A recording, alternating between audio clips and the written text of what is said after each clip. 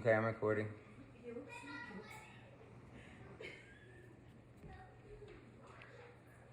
All right. Hello, guys. Hello. We gotta make this last 3 to 5 minutes, so I'm gonna stand over here. This is my camera area. But today, I got you guys gathered up here today to talk to you. I'll give a little commemorative speech about Rodney Mullen, one of the greatest skateboarders of all time. No, not Tony Hawk. I'm sure that's what you were all thinking, because I'm about to talk about Tony Hawk. However, they did come out at the same time. They were on the same team, all that. But Rodney Mullen was a different kind of skateboarder. He was a freestyle skateboarder. So when all the other popularity was going on, Rodney Mullen was doing this, which wasn't nearly as popular, which, completely different style of skateboarding. So, I want to talk about him today and throughout his career, how he was able to overadapt and, make it through this whole what ups and downs of skateboarding. I'll tell you a little bit about the history, what happened during those times, how it all evolved. And the main point of today's speech is just to commemorate Rodney Mullen. He inspires a lot of people to this day.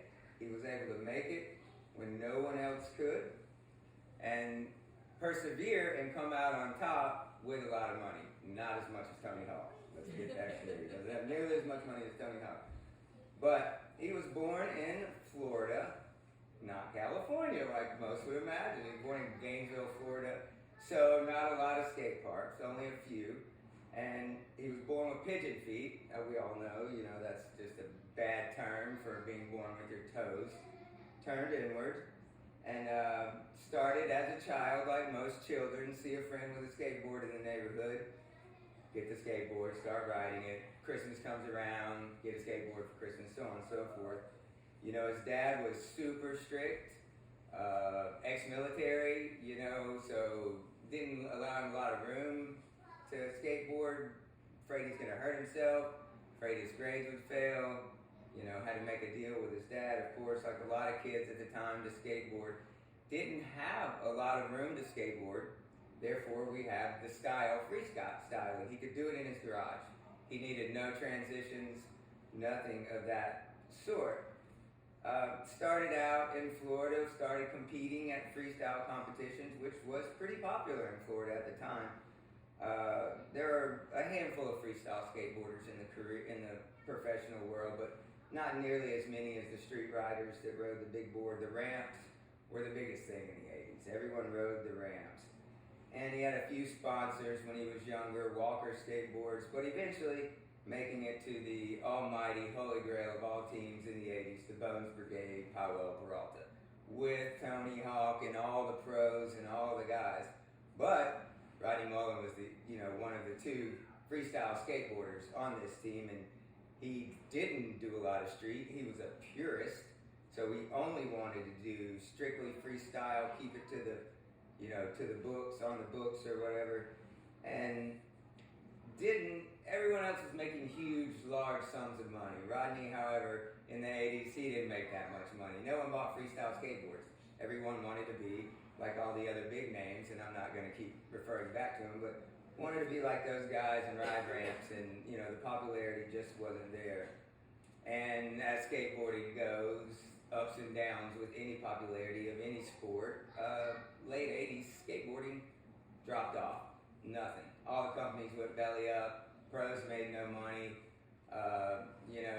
all but dead, as they would say. And lo and behold, a small group of kids started transforming what was once ramps stuff to the streets, and they started doing more and more street style skateboarding and maneuvers. They changed the style of their skateboarding. We have some visual aids out here. I'll show you. So this is, there's a lot was happening in the 90s, early 90s, 89. This is Rodney Mullen, and this is what a freestyle skateboard looks like.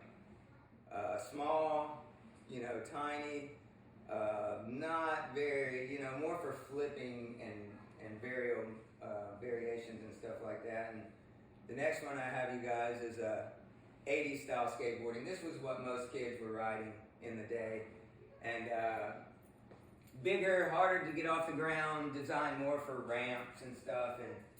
And this is what kids ride today.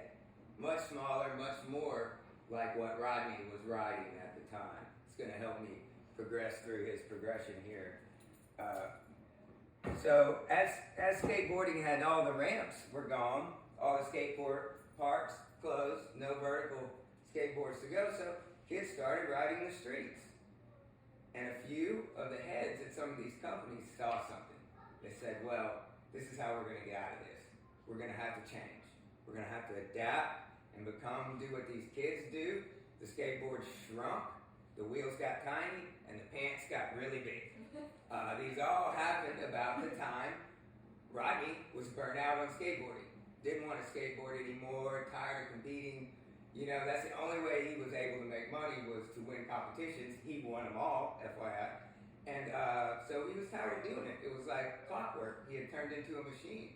He had to go there, do this, get the check, get on the plane, do it again. So he was burnt out. He didn't want to compete. He didn't want to ride anything else. He just wanted freestyle. Some of the heads of some of the companies went to him and said, hey, Rodney, we need some help.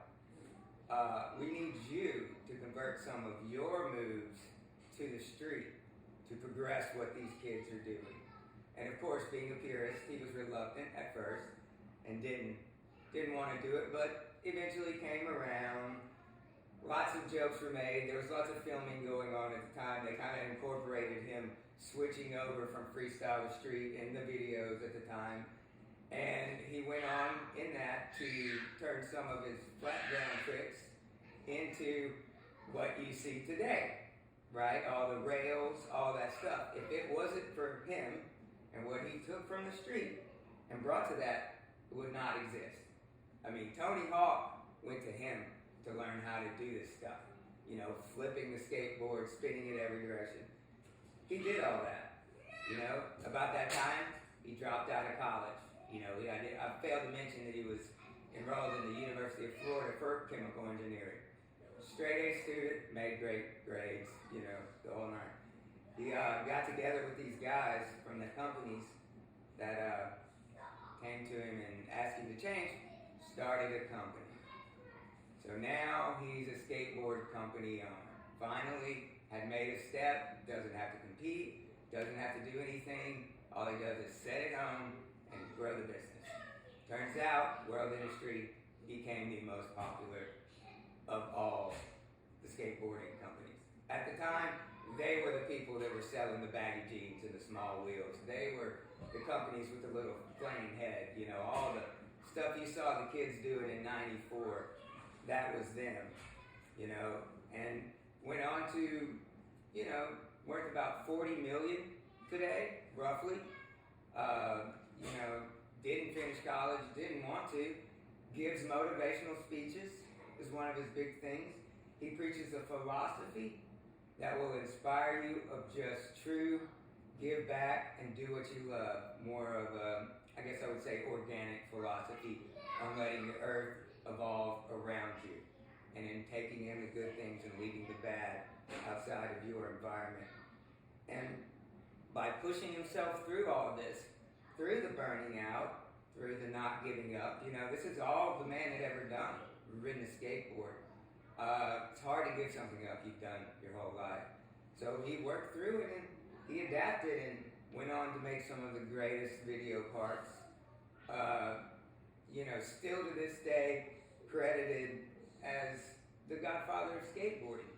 Despite the changing in style, the popularity, you know, he was able to get through and stick with something he loved, do it, make a career out of it, and make a lot of money. How many people do that?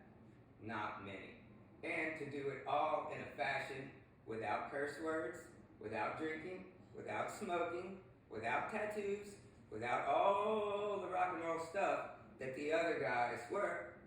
He never did that. He stuck to what he knew, and that's why he inspires me to this day to become a greater person in life. Thank you very much. I hope that was recorded.